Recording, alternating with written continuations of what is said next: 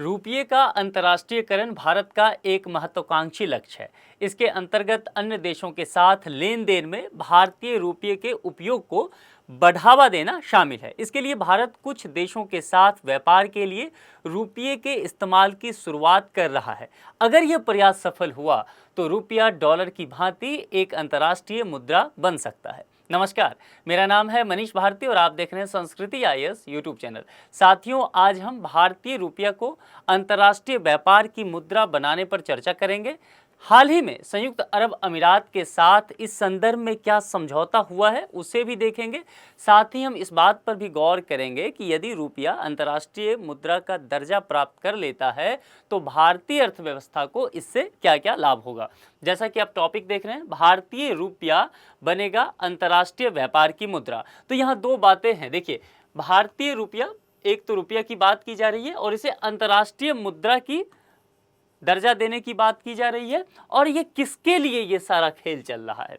मतलब एक तो है कि ठीक है, हम रुपया को अंतर्राष्ट्रीय मुद्रा बनाना चाहते हैं, लेकिन क्यों, हमारा उद्देश्य क्या है? तो ये सारा खेल जो चल रहा है ना, यह है व्यापार के लिए। ये आयात निर्यात की बातें की जा रही है। तो भारत का हित कहीं ना कहीं इन सब चीज़ों से जुड़ा हुआ है। इसी मुद्दे को हम डिटेल से देखेंगे। चर्चा में क्यों यह खबर है, सबसे पहले हम उस पर एक नज़र देते हैं। क्या भारतीय रुपया बन सकता है अंतर्राष्ट्रीय व्यापार की मुद्रा? तो एक प्रश्न है, निश्चित तौर पर जाहिर सी बात है, अगर प्रश्न है तो कहीं ना कहीं एक कवायद शुरू हुई होगी। ठीक है, भारत सरकार के तरफ से क्या अंतर्राष्ट्रीय स्तर पर प्रयास किए जा रहे हैं, उन्हीं सब चीज़ों को देखते हुए कहीं ना कहीं न्यूज़पेपर या मीडिया की नज़र जो है इस पर पड़ती है। यहाँ पर देखिए, भारत कुछ देशों के साथ व्यापार के लिए रुपये के इस्तेमाल की शुरुआत कर रहा है। यह भी कहा गया है और यह भी कहा गया है कि यह प्रयास सफल रहा तो निश्चित तौर पर ये रुपया जो है एक अंतर्राष्ट्रीय मुद्रा का दर्जा ले लेगा डॉलर की भांति। इसके और डिटेल में चलते हैं और देखते हैं कि यह कहाँ से इसकी शुरुआत हुई, या यूं कहें कि कहाँ से जोड़ पकड़ा ये बात कि नहीं, हमें अपने मुद्रा यानी कि रुपया को अंतर्राष्ट्रीयकरण करना है, विश्व स्तर का बनाना है। देखिए, रूस यूक्रेन युद्ध एक जो है, एक आप कह सकते हैं डिसाइडिंग फैक्टर रहा है दुनिया की जो अर्थव्यवस्था है उसको भी बदलने के लिए, दुनिया की जो राजनीतिक स्थिति है उसको भी बदलने के लिए। रूस यूक्रेन युद्ध जो अभी भी लगातार जारी है, पिछले लगभग 1.5 साल हो गया है अब। तो रूस यूक्रेन युद्ध के बाद जो है भू राजनीतिक परिस्थिति दुनिया की बदल चुकी है। इसके बाद अंतर्राष्ट्रीय कारोबार में डॉलर पर निर्भरता घटाने की कोशिश किया जा रहा है और यह सिर्फ भारत के द्वारा नहीं हो रहा है। हर एक देश चाह रहा है कि डॉलर से अपनी वो निर्भरता खत्म कर ले। ठीक है, क्योंकि अगर डॉलर पर हम निर्भर रह जाते हैं तो उस देश की जो व्यापारिक स्थिति है, उस देश का जो अपना रुपया है वो लगातार टूटता जा रहा है, उसमें लगातार गिरावट देखी जाती रही है और इससे उस देश की अर्थव्यवस्था को बहुत नुकसान हो रहा है और भारत भी इस नुकसान को झेल रहा है। भारत भी कहीं ना कहीं युद्ध, देखिए, दो अलग अलग देश कर रहा है, दो मतलब रूस और यूक्रेन कर रहा है युद्ध, और दोनों ही कहाँ है, यूरोपीय कंट्री है, और नुकसान किसको, तो भारत को झेलना पड़ रहा है। तो इसीलिए कहा जा रहा है कि क्यों ना हम ऐसी इंफ्रास्ट्रक्चर तैयार कर लें, और ये वित्तीय इंफ्रास्ट्रक्चर की बात की जा रही है। तो भारत इस दिशा में लगातार तेजी से आगे बढ़ रहा है और चाह रहा है कि रुपया को अंतर्राष्ट्रीय मुद्रा बना दिया जाए। अब इससे जुड़े हुए कुछ प्रमुख बिंदु हैं, उसे समझ लेते हैं। भारत के प्रधानमंत्री नरेंद्र मोदी की अभी अभी संयुक्त अरब अमीरात की यात्रा हुई थी। इस दौरान जो है दोनों देश बहुत सारे समझौते किए, MOU साइन किया गया, आपसी समझौता किया गया। उसमें एक समझौता बहुत अहम है जो हमारे टॉपिक से आज मिलता जुलता है और इसी को लेकर के हम आगे भी बढ़ रहे हैं। देखिए, वहाँ जब ये समझौता होता है संयुक्त अरब अमीरात के द्वारा, तो यहाँ पर दो बातें उभर के सामने आती है। भारतीय मुद्रा जो रुपया है और यहाँ पर UAE की जो है मुद्रा दिरहम। तो इसके दोनों के साथ ये तय किया गया कि हम अपना व्यापार जो है रुपया और दिरहम में करेंगे, यानी कि डॉलर को रिप्लेस करने की बात की गई। अमेरिकी डॉलर को रिप्लेस करके अपनी अपनी मुद्रा में हम व्यापार को करेंगे ताकि व्यापार सुगमता हो सकता है, डॉलर पर जो निर्भरता है वह कम होगा, तो अपनी अपनी मुद्रा का, जैसे रुपया का अवमूल्यन भी कम हो पाएगा और दिरहम भी है जो स्थिर रहेगा। तो इसके लिए व्यापार को बढ़ावा देने के लिए, सुगमता देने के लिए यह काम किया जा रहा है। तो इस समझौते पर आप देख रहे हैं भारत के प्रधानमंत्री और UAE के जो राष्ट्राध्यक्ष हैं, दोनों के बीच कहीं न कहीं ये समझौता हो चुका है। अब आगे बढ़ते हैं।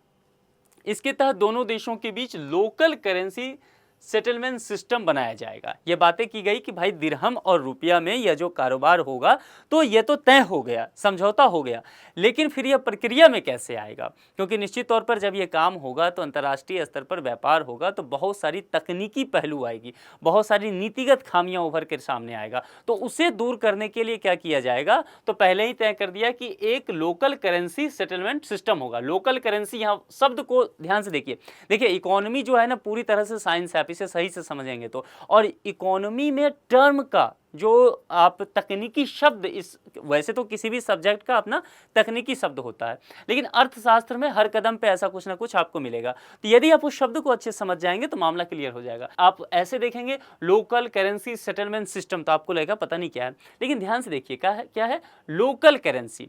अब लोकल करेंसी, लोकल मतलब अपना, स्थानीय, ठीक है। अब यहाँ देखिए भारत के संदर्भ में देखिए तो लोकल करेंसी क्या हुआ, करेंसी मतलब रुपया, जिसमें लेन देन होता है, व्यापार होता है, विनिमय के लिए काम आता है। तो भारत के लिए लोकल करेंसी क्या है, रुपया। और यहाँ पर यूएई के नज़रिए से देखेंगे तो दिरहम। अब बातें क्लियर हो गई। तो लोकल करेंसी यानी कि ये जो लोकल करेंसी है इसके तहत व्यापार कैसे होगा, इसके लिए एक सेटलमेंट सिस्टम की स्थापना की जाएगी, बनाया जाएगा। इस तरह की बातें की गई। अब इसकी मदद से दोनों देशों के जो निर्यातक हैं और आयातक हैं, यानी कि जो व्यापारी हैं, बिजनेसमैन हैं, जो निर्यात करते हैं, आयात करते हैं, व्यापार को बढ़ाते हैं, वे अपने अपने देशों की मुद्रा में फिर भुगतान कर सकेंगे। अब समझ में आ रहा है चीजें। इससे पहले जो है भारत किन किन देशों के साथ यह कार्य कर चुका है, यह समझौता कर चुका है, विश्व मैप पे हम अगर देखते हैं, देखिए तकरीबन कहा जा रहा है 17-18 देशों के साथ किया है, लेकिन हाल ही में देखें तो भारत ने रूस के साथ ये किया है कि रूस के साथ हम व्यापार कर रहे हैं। उसके बाद श्रीलंका का नंबर आता है, मलेशिया का भी आप यहाँ देखेंगे, यहाँ छोटा सा एक द्वीपीय देश है तो मलेशिया के साथ, और भारत जो है हाल ही में बांग्लादेश यहाँ है, हमारा पड़ोसी देश है, तो बांग्लादेश के साथ भी रुपये में व्यापार समझौता भारत किया है और व्यापार को इसके माध्यम से आगे बढ़ा रहा है। अब यहाँ पर कैसे काम करती है यह व्यवस्था, जाहिर सी बात है हम अपना लक्ष्य देख चुके हैं। हमने सबसे पहले देखा कि हमें यह काम करना है, टारगेट है, हमारा लक्ष्य है कि रुपये का अंतर्राष्ट्रीयकरण कर देना है, ठीक है। उद्देश्य क्या है कि हमें अपने व्यापार सुगमता चाहिए, हमें अब डॉलर से निर्भरता खत्म करना है, रुपये का जो अवमूल्यन होता है उसमें कमी लानी है, यानी कि जो रुपया का जो है वैल्यू स्थिर करना है हमें, ठीक है, ताकि हमारी जो स्थानीय बाजार है उस पर भी कम प्रभाव पड़े। ये सब हमारा उद्देश्य है। लेकिन अब इस उद्देश्य को लेकर के हम आगे बढ़ेंगे तो अब समझौते होंगे, तो विभिन्न देशों के साथ हम समझौता भी कर रहे हैं। अब फिर मुद्दा उभर के आएगा कि समझौता कर रहे हैं लेकिन ये प्रक्रिया आगे कैसे बढ़ाएंगे, ये कैसे प्रोसेस में आएगा, उसके लिए क्या व्यवस्थाएं हैं, उस पर हम बात करेंगे। जो पहले मैंने एक चीज तो आपको पहले बता दिया था, लोकल करेंसी सेटलमेंट सिस्टम, तो एक चीजें तो वह हो गई। इसके साथ और देखिए इसके तहत जो है साझेदार देश के बैंक, जिस भी देश के साथ हम साझेदारी करते हैं, यहां पर मैं उदाहरण के लिए यूएई को रख लेता हूं, क्योंकि अभी अभी हाल ही में इसके साथ साझेदारी हमारा हुआ है, तो ये एग्जाम्पल के तौर पे लेके चलते हैं, ठीक है। तो साझेदार देश के बैंकों को भारतीय बैंकों में विशेष खाते खोलने होते हैं। ध्यान से यहां रुक के समझ लेना है। देखिए मान लेते हैं यूएई का कोई बैंक है, central bank of the UAE, ठीक है, या इसके अलावा यूएई का और कोई भी बैंक है, भारत के साथ ये समझौता हुआ है, दिरहम और रुपये में कारोबार होना है, ये हम समझ गए इस चीज को। अब इस यूएई के उस बैंक को क्या करना पड़ेगा, भारत के किसी भी बैंक में अपना अकाउंट खोलना होगा। इस चीज को समझ गए। यहां पर कोई एक भारतीय बैंकों में विशेष खाता एक खोलना होगा। इसमें कहा गया है कि भारत के निर्यातक और आयातक, जो लोग निर्यात करते हैं यानी कि वस्तु का उत्पादन करके बाहर के देशों में भेजते हैं, और जो आयात करते हैं यानी कि अपने यहाँ व्यापार को चलाने के लिए बाहर से सामान मंगवाते हैं, एक्सपोर्ट इंपोर्ट करते हैं, उनका जो है रुपया तथा यूएई के जो आयातक निर्यातक हैं वह दिरहम का इस्तेमाल करेंगे। आप समझ गए क्या चीजें हैं कि यूएई का कोई बैंक है तो वह भारतीय किसी बैंक में अपना खाता खोल ले, और भारत इसी तरह यहां भी होगा कि भारत का जो बैंक है वह यूएई के किसी बैंक में अपना खाता खोल ले, ठीक है। दोनों देशों के सेंट्रल बैंक मिलकर एक फंड बनाएंगे। अब दोनों देशों के सेंट्रल बैंक को आगे आना होगा, जिस भी दो देशों के बीच समझौता होगा, क्योंकि जानते हैं आप आरबीआई के बारे में आपने पढ़ा भी होगा इकोनॉमी का जब आप क्लास कर रहे होंगे। तो आरबीआई क्या करती है? आरबीआई क्या है? दरअसल बैंकों का बैंक है। और आरबीआई का बहुत सारे कार्य आपने पढ़े होंगे कि आरबीआई के क्या क्या कार्य हैं, बहुत सारे कार्य हैं। उसमें से एक यह भी है कि आरबीआई जो है, जब भी भारत सरकार इस तरह की साझेदारी करेगा तो उसका नेतृत्व कहीं ना कहीं आरबीआई करेगी। ठीक है, अब आरबीआई चूंकि सेंट्रल बैंक है, देश की केंद्रीय बैंक है, उसी तरह अगर यूएई का केंद्रीय बैंक देखें तो central bank of the UAE है। तो ये दोनों क्या करेंगे? मिलकर एक फंड बना लेगा। ठीक है, ताकि क्या, क्यों फंड बनाना है? तो जो भी व्यापारी होगा दोनों ही देशों का, यूएई का और भारत का, निर्यात आयात जो दोनों एक कर रहे हैं, तो इस फंड का ये आसानी से इस्तेमाल कर सके। इस फंड में क्या केवल रुपया होगा या इस फंड में केवल दिरहम होगा? इस फंड में दोनों ही व्यवस्थाएं होंगी, दोनों ही लोकल मुद्राएं होंगी। ठीक है, जिनका जहां जरूरत होगा उस तरह से इस्तेमाल किया जाएगा। अब देखिए, यहां पर डॉलर के तहत पहले दोनों देश आपस में काम करते थे। अब डॉलर ना ही भारत के लिए लोकल करेंसी है, ना ही यूएई के लिए लोकल करेंसी है, दोनों ही डॉलर पर निर्भर हैं। और अंतर्राष्ट्रीय मार्केट में डॉलर में उथल पुथल आया, युद्ध हो रहा है यूएई रसिया में, प्रभाव पड़ रहा है यूएई और भारत पे। तो कहीं ना कहीं इस चीज से ये दोनों देश ही बचेंगे, अर्थव्यवस्था मजबूत होगा। और अंतर्राष्ट्रीयकरण तो है ही, मतलब पूरी अर्थव्यवस्था का कहीं ना कहीं कहते हैं, जब भी ग्लोबलाइजेशन की बात करेंगे तो पूरी दुनिया एक गांव में सिमट गई है, तो निश्चित तौर पर प्रभाव पड़ेगा, लेकिन प्रभाव कम पड़ेगा। ठीक है, यहां इस चीज को बहुत डिटेल से आपको समझ लेना आराम से। जब भारतीय निर्यातक निर्यात करेगा, यानी कि ये बाहर कोई चीज अपना भेज रहा है, ठीक है, निर्यात करेगा, तो यूएई के फंड से रुपये में भुगतान हो जाएगा। अब चीजें समझिए, जैसे मैंने कहा कि यूएई का है, उसे इंडिया के बैंक में अपना ये करना पड़ेगा, एक अकाउंट बनाना पड़ेगा, तो ये दिरहम रखेगा जो कि इसके पास रुपया में कन्वर्ट होगा।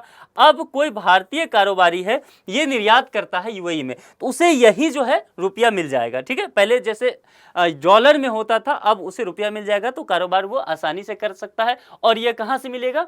तो यूएई का जो फंड है, जो दोनों देशों के केंद्रीय बैंक ने मिलकर के बनाया है, उस फंड से इसे भुगतान होगा। इसी तरह यूएई के जो निर्यातक है, उसको भारत के फंड से दिरहम का भुगतान हो जाएगा। मामला क्लियर हो गया? अब देखिए कितना आसान हो गया दोनों देशों के व्यापारियों के लिए आयात निर्यात करने के लिए। तो व्यापार सुगमता निश्चित तौर पर बढ़ेगा। दोनों देशों के व्यापारी फिर किस चीज के लिए उत्साहित होंगे? निवेश करने के लिए। एक दूसरे के देशों में निवेश बढ़ जाएगा, और निवेश बढ़ेगा तो क्या होगा? किस चीज की मांग होगी? आधारभूत संरचना। आधारभूत संरचना बढ़ेगा। आधारभूत संरचना कैसे बढ़ेगा? तो जाहिर सी बात है, लोगों के द्वारा तो रोजगार क्रिएट होगा, तो रोजगार बढ़ गया तो बेरोजगारी घट जाएगी, भूखमरी घट जाएगी, और आफ्टर ऑल अगर कहें तो लोगों की यहां पर जीवन गुणवत्ता में वृद्धि हो जाएगी। ठीक है, तो आप इकोनॉमी के एक शब्द पढ़ेंगे, एसडीआई, ह्यूमन डेवलपमेंट इंडेक्स। ये आपका होमवर्क रहा। मैं हर क्लास में एक होमवर्क देता हूं ना, तो आज के लिए ये है। अब इसमें क्या क्या मापदंड हैं, क्या क्या पैरामीटर होता है एसडीआई में, इसको जरा डिटेल से आप पढ़ के आइएगा, कमेंट बॉक्स में लिखिएगा। ठीक है, और ये सब चीजें देखिए, तो कहीं ना कहीं ये चीजें जो है ना, सभी चीजों से जुड़ा हुआ होता है। अर्थशास्त्र बहुत ही इस तरह से कहते हैं कि बड़ा एक क्रोनोलॉजी है, सिस्टमैटिक वे में पढ़ते हैं। और चूंकि सिस्टमैटिक वे में पढ़ते हैं, इसीलिए एडम स्मिथ, जो फादर ऑफ इकोनॉमिक्स जिन्हें कहते हैं इकोनॉमिक्स, वो कहते थे कि अर्थशास्त्र जो है वह एक विज्ञान है, साइंस है। ठीक है, तो इस चीज को आप इस तरह से पढ़िए, और जब आंसर लिखना हो तो इसी तरह से लिखिए। इस तरह दोनों देशों के आयातकों निर्यातकों पर एक्सचेंज रेट का कोई प्रभाव नहीं पड़ेगा। ये चीज़ों से ये बचेंगे तो जाहिर सी बात है ये उत्साहित होंगे, और फिर इस तरह से बाजार में जो है प्रवाह बनता रहेगा। अब यहाँ पर देखते हैं कि इस समझौते का फायदे क्या है। दोनों ही देश, मान लीजिए अभी मैंने यूएई के साथ आपको एक एग्जाम्पल लेके दिखाया, आप यही श्रीलंका के साथ एग्जाम्पल ले सकते हैं, बांग्लादेश के साथ ले सकते हैं, रशिया के साथ ले सकते हैं, मलेशिया के साथ भारत का ले सकते हैं, जो ये कुछ कंट्री हैं जिनके साथ हमारा समझौता हुआ है। तो इस समझौते से दोनों देशों के बीच लेन देन की लागत कम हो जाएगी। क्यों?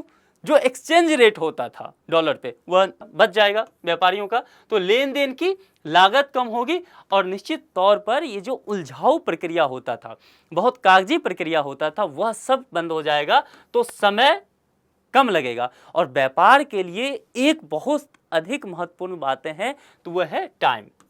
ठीक है, समय पर अगर चीज़ों का डिलीवरी हो जाए ना, तो डिमांड और सप्लाई का जो खेल है पूरा इकोनॉमी में, वह बहुत दुरुस्त तरीके से चलता है। इस व्यवस्था की बदौलत भारत यूएई से कच्चा तेल और अन्य उत्पाद रुपये में खरीद पाएगा। अभी तक यह लेन देन अमेरिकी डॉलर में होता है। यहाँ पर एक चीज़ आपको ध्यान से रुक करके देखना है। हमने एक चीज़ की चर्चा की है, वह है कच्चा तेल। ठीक है, हम यहाँ चाहते तो वस्तु कर देते, सेवा कर देते, लेकिन हमने कच्चा तेल यहाँ लिखा स्पष्टता, ताकि आप इसे समझ पाएं। कच्चा तेल कहने का मतलब क्या है? ईंधन की जरूरत की बात की जा रही है। ठीक है, और भारत जो है अपनी जरूरत का ईंधन जो है तकरीबन 80% क्या करता है? आयात करता है। इन चीज़ों पर नज़र रखना है। जब आप चीज़ों को पढ़ें मैगजीन में, न्यूज़पेपर में, ठीक है, तो आप उन चीज़ों को, शब्दों को सही से समझ पाएं, तब जा करके आपकी तैयारी और धारदार होगी। तो ईंधन की ज़रूरत है, और ईंधन की ज़रूरत जो है भारत का, वह कहीं ना कहीं गल्फ़ कंट्री पे बहुत टिका हुआ है, ईरान पे भी टिका हुआ है। अब रूस, जब ये युद्ध हुआ है यूक्रेन और रूस का, तो रूस हमें कम कीमत पर कच्चा तेल दे देता है। ठीक है, इसलिए रूस हमारा बहुत बड़ा, एक तरह से कह सकते हैं, निर्यातक हो गया है। लेकिन उससे पहले, रूस से पहले हम सऊदी अरबिया पे निर्भर थे, यूएई पे निर्भर थे, ईरान पे निर्भर थे, थोड़ा सा अब यूएस से हम लेने लगे हैं। तो ये सब डेटा भी आपको ध्यान में रखना है। बजट में इस तरह की डेटा आते रहता है, तो आपको क्या करना है, पिछले साल का जो बजट है उस पर थोड़ा सा नज़र रखिएगा, तो आपको डेटा आपका समृद्ध हो जाएगा। तो उत्पादक जो है रुपये में खरीद पाएगा, और यह लेन देन अभी अमेरिकी डॉलर में होता था, लेकिन अब लोकल करेंसी में होगा, तो इस पे भी फायदा होगा। कच्चा तेल की कीमत जो है, क्या वह कम हो जाएगा कि नहीं? कम हो जाएगा। और कच्चे तेल की कीमत अगर कम हो गया पर बैरल, तो क्या होगा? लागत मूल्य कम हो जाएगा, सामानों का, वस्तु का लागत मूल्य कम हो जाएगा। और लागत मूल्य कम हो गया तो आप जिस चीज़ को बाजार में फाइनली खरीदेंगे वह कम रेट पे आपको मिलेगा। तो देखिए, आखिरी तक जो आप तक कंज्यूमर है उनको फायदा मिला इस समझौता से, तो कहीं ना कहीं सब चीज़ यह जुड़ा हुआ है। अब देखिए, इस समझौते का उद्देश्य है अंतर्राष्ट्रीय मुद्रा के रूप में डॉलर पर निर्भरता को कम करना, जो पहले ही हम चर्चा कर चुके हैं। ऐसा करने से डॉलर की मांग में कमी होगी। निश्चित तौर पर जब आपको डॉलर की जरूरत है ही नहीं, आप जो है लोकल करेंसी में, लोकल करेंसी सेटलमेंट आपने एक सिस्टम बनाया और लोकल करेंसी में आप कारोबार कर रहे हैं, तो डॉलर की जरूरत है नहीं, तो इसकी मांग कम हो जाएगी, और इसकी मांग कम होगी तो भारतीय अर्थव्यवस्था को वैश्विक उथल पुथल से बचाया जा सकता है, उसका प्रभाव नहीं पड़ेगा। भारतीय रुपये का अंतर्राष्ट्रीयकरण करने के क्या मायने हैं, उसको एक नज़र में समझते हैं। देखिए, रुपये का अंतर्राष्ट्रीयकरण भारत का एक महत्वाकांक्षी सपना है, एक लक्ष्य है, जिसको हमने डिटेल से बात भी किया है। इसके अंतर्गत अन्य देशों के साथ लेन देन में भारतीय रुपये का उपयोग को बढ़ावा देना शामिल है। अभी तक जो हम जितने देशों के साथ किए हैं, हम चाहते हैं कि अधिक से अधिक देशों के साथ ये समझौता हो। क्या पहले कभी ऐसी स्थिति थी? तो ध्यान दीजिए, 1950 के दशक में भारत जब नया नया आज़ाद हुआ था, उस समय भारतीय रुपये का काफ़ी महत्व था। आप कहेंगे क्या ऐसा है? बिल्कुल, उस वक्त भारतीय रुपये का वैल्यू था। संयुक्त अरब अमीरात हो गया, कुवैत, बहरीन, ओमान, कतर, यहाँ ये जो गल्फ़ कंट्री हैं, इन सभी जगहों पर कानूनी निविदा के रूप में रुपये का प्रयोग होता था। कानूनी निविदा कहने का मतलब है यह लीगल था वहाँ के हिसाब से। वहाँ के लोग जो है भारतीय रुपया को लेने से मना नहीं कर सकते थे।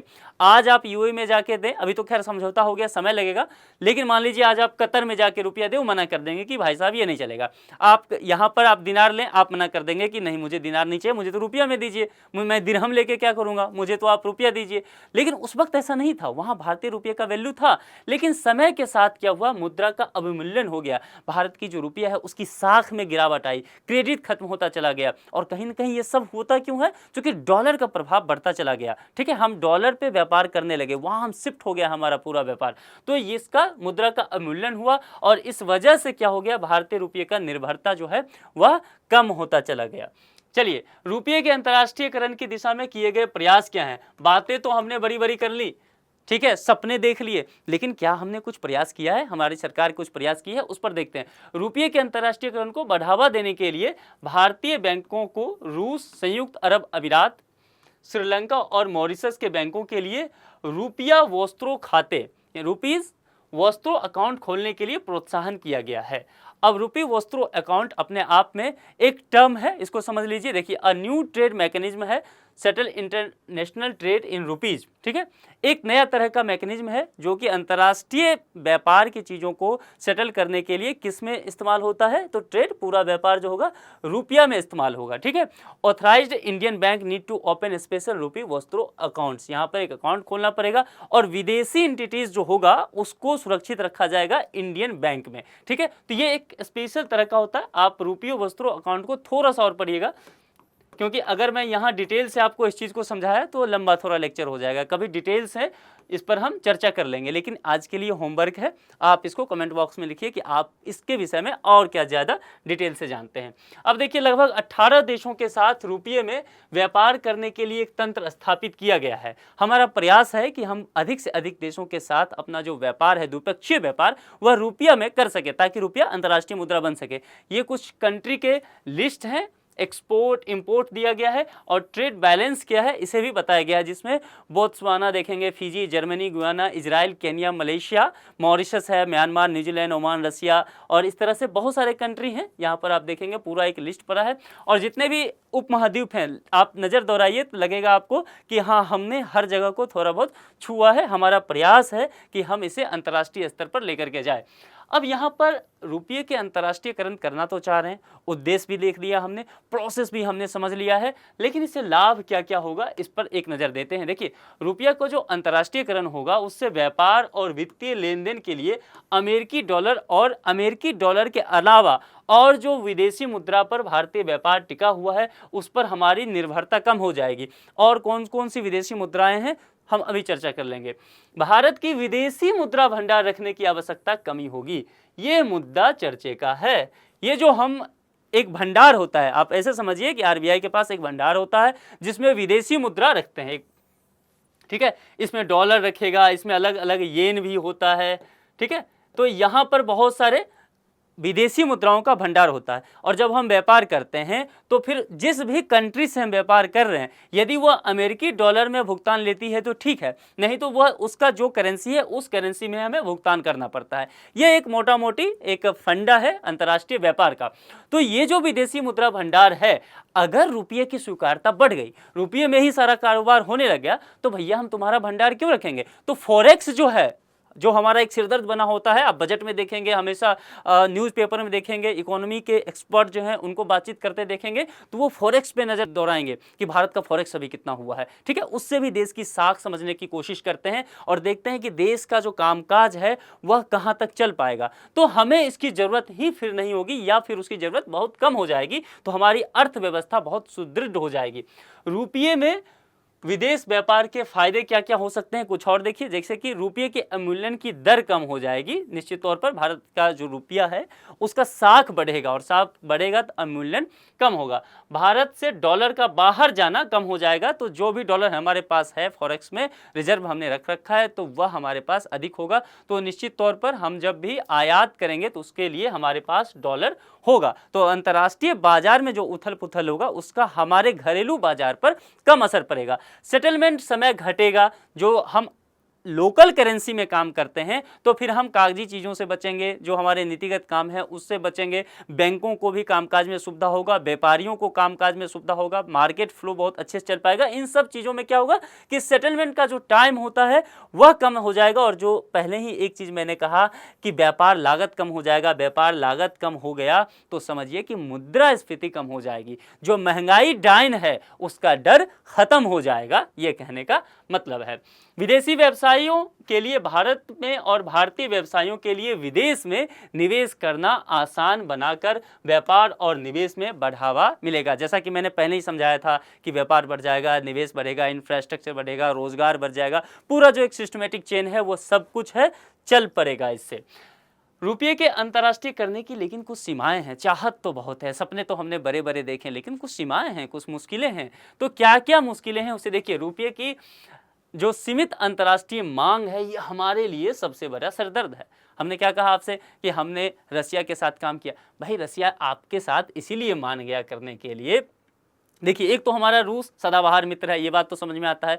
दूसरा क्या है कि वो दूसरा उलझा हुआ है दूसरे फ्रंट पे, यूक्रेन के साथ। वहाँ पर पश्चिमी देश उस पे तरह-तरह के प्रतिबंध लगा रहे हैं। अब उसके पास कोई गुंजाइश नहीं है कि कमाई कहाँ से हो, तो वो कच्चा तेल आपको बेच रहा है, कम दर पे बेच रहा है। आप जो भी कह रहे हैं कि नहीं भैया रुपया में भुगतान लो, वो लेने के लिए तैयार हो रहा है कि चलो कुछ तो आ रहा है। तो कहने का मतलब है उसका कहीं न कहीं अपना हित भी जुड़ा हुआ है। ठीक है, तो आप रसिया के साथ कर लिए, आपने मलेशिया के साथ कर लिया, श्रीलंका के साथ किया, बांग्लादेश के साथ किया, अभी यूएई के साथ कर लिया, लेकिन कितने देशों के साथ? आपने 18 देश का लिस्ट रखा है कि चलो हमें यहाँ-यहाँ बढ़ना है, लेकिन दुनिया में तकरीबन 200 देश हैं, ठीक है? तो अभी हम बहुत सीमित स्थिति में हैं, तो हमारी रुपये की जो माँग है वो बहुत सीमित है, इसीलिए हम बहुत ज़्यादा अच्छा अभी नहीं कर पा रहे हैं। वैश्विक विदेशी मुद्रा बाजार में रुपये की दैनिक औसतन हिस्सेदारी जो है, वह आप देखेंगे तो आपको खुशी नहीं होगी। उसका आंकड़ा केवल 1.6% है। तो हम बहुत नीचे अभी इस मामले में हैं और भारत का अंतर्राष्ट्रीय व्यापार में जो हिस्सा है वह सिर्फ अभी केवल और केवल 2% है। तो यदि आप चाहते हैं कि रुपये का साख बेहतरीन हो, आपके रुपया को दुनिया के बाकी देश भी सहर्ष स्वीकार कर ले व्यापार के लिए, तो क्या करना पड़ेगा? अंतर्राष्ट्रीय व्यापार में जो आपका हिस्सेदारी है उसको बढ़ाइए, ठीक है? और फिर उससे क्या होगा, रुपये की जो दैनिक औसत हिस्सेदारी है वह अपने आप ऑटोमेटिक बढ़ जाएगा और फिर यहाँ पर अंतर्राष्ट्रीय बाजार में रुपये की मांग खुद ही बढ़ जाएगी, उसकी साख अच्छी हो जाएगी। कुछ देशों के साथ व्यापार को छोड़कर भारत का व्यवसाय घाटा भी बहुत ज़्यादा है, व्यापार घाटा जिसको बोलते हैं, तो ट्रेड डेफिसिट भारत का बहुत ज़्यादा है। इसे भी कहीं न कहीं ऊपर करना पड़ेगा ताकि रुपया की जो साख है, भारतीय बाजार की जो साख है, वह मजबूत हो सके।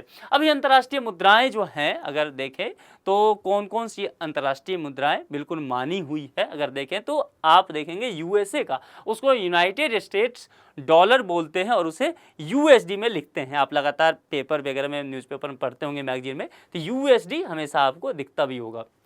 और यूरो के जो मेंबर हैं, यूरोपियन कंट्री, जो यूरोपियन यूनियन है तकरीबन 27 देश का, तो उनका क्या है, यूरो है, उसका सिंबल ये है। हालांकि आप कम इसका उपयोग देखते होंगे, हम लोग ज़्यादा यही देखते हैं। और चीन का जो है यहाँ पर युआन है, CNY इसको सिंबॉलिक तौर पे देखते हैं। जापान का येन है और यूनाइटेड किंगडम का पौंड है, जिसे GBP शॉर्ट फॉर्म में लिखा जाता है। तो ये 5 जो है अंतर्राष्ट्रीय मुद्राएं हैं जिसे की स्वीकार्यता बहुत अधिक है। अब इस पूरे प्रसंग पर एक संभावित प्रश्न है, उसे देख लेते हैं। निम्नलिखित में से कौन सी संयुक्त अरब अमीरात की मुद्रा है? हमने चर्चा किया है, कहीं ऐसा ना हो कि हम बड़ी बड़ी बातें की हैं, कॉन्सेप्चुअल बातें की हैं और जिसके साथ समझौता हुआ है उसकी क्या जो मुद्रा है वही आप भूल जाएं, इसलिए ये प्रश्न आपको दिया गया है। तो संयुक्त अरब अमीरात की मुद्रा क्या है? 4 विकल्प दिए गए हैं, दिरहम, दिनार, रियाल और शेकेल। तो इस 4 में से कौन सही है? जो भी उपयुक्त विकल्प लगे आप कमेंट बॉक्स में लिख भेजिए। आप में से बहुत सारे लोग कमेंट करते भी हैं और मैं देखता हूं कि तकरीबन अब जो है रेट थोड़ा और बढ़ गया है, मतलब सही जवाब का। पहले 90% आप लोग सही जवाब दे रहे थे, अब जो है 95% तक मामला पहुंच गया है। तो इससे एक चीज़ें तो ये पता चल रहा है कि मैं जो डिलीवर कर रहा हूँ वो आप अच्छे से समझ रहे हैं। दूसरी बात ये पता चल रहा है कि आप जो है होमवर्क भी कर रहे हैं, आपका नोट अपडेट हो रहा है, आप रिविजन कर रहे हैं। तो कुल मिला के ऐसे ही पठन पाठन जारी रखिए, मिलके अच्छा करेंगे। तो इस लेक्चर को यहीं पे ख़त्म करते हैं। किसी दूसरे लेक्चर में किसी दूसरे मुद्दे के साथ आपसे फिर मुलाकात होगी। अपना ख्याल रखिए। Thank you.